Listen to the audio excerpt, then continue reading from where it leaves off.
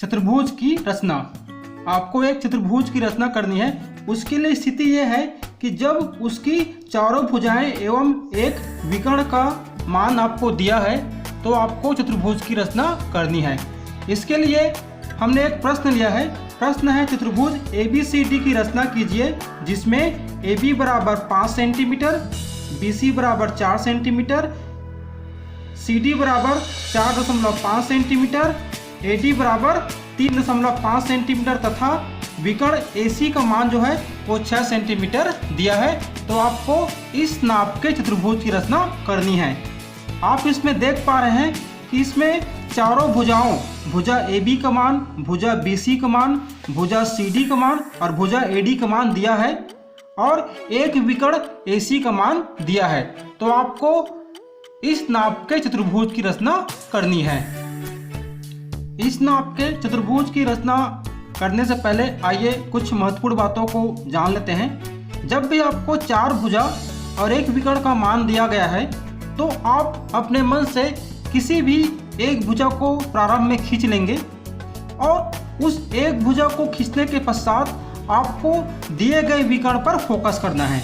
आपको उस विकर्ण को खींचते हुए और किसी एक और भुजा को खींचते हुए आपको एक त्रिभुज की रचना करनी है। उसके बाद जो है हम बाकी भुजाओं के सहयोग से हम चतुर्भुज की रचना करेंगे। तो चलिए शुरुआत करते हैं। सबसे पहले हम किसी भी एक भुजा को खींच लेंगे।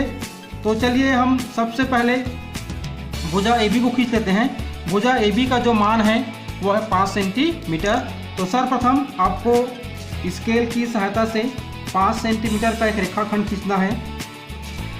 इस प्रकार से इसे हम नाम देंगे A और B। अब AB हमने खींच लिया तो यहाँ पर कहीं पर हमें बिंदु C और यहाँ बिंदु D प्राप्त होगा।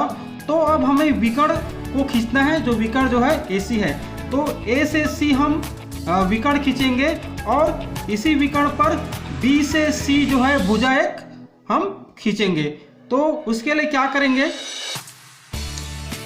स्केल की सहायता से हम एक 6 सेंटीमीटर की त्रिज्या लेंगे। प्रकार में इसे सावधानीपूर्वक आपको नापना है।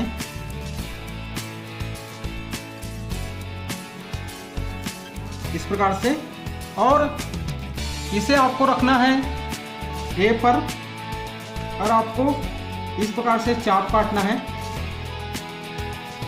ये हमने चाप काट लिया। अब B से C के लिए, B से C जो है वो 4 सेंटीमीटर है।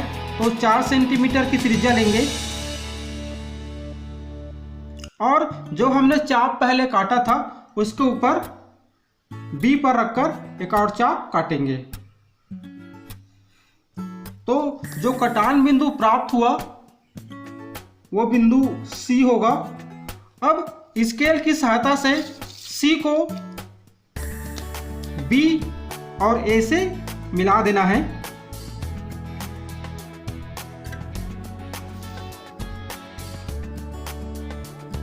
इस प्रकार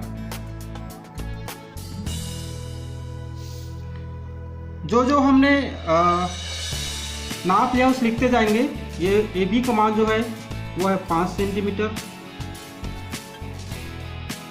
BC का मान जो था वो था 4 सेंटीमीटर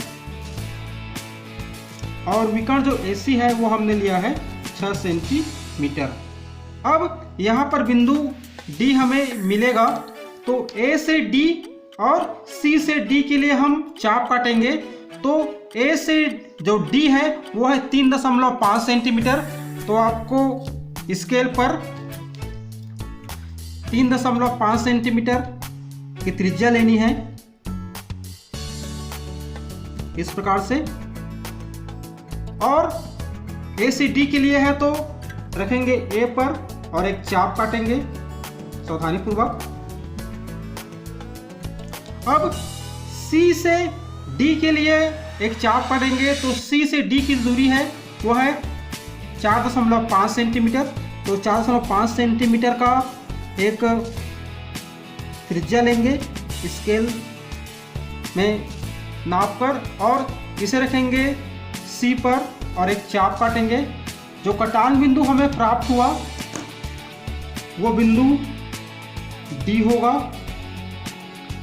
अब D को आपको A और C से सावधानीपूर्वक मिला देना है।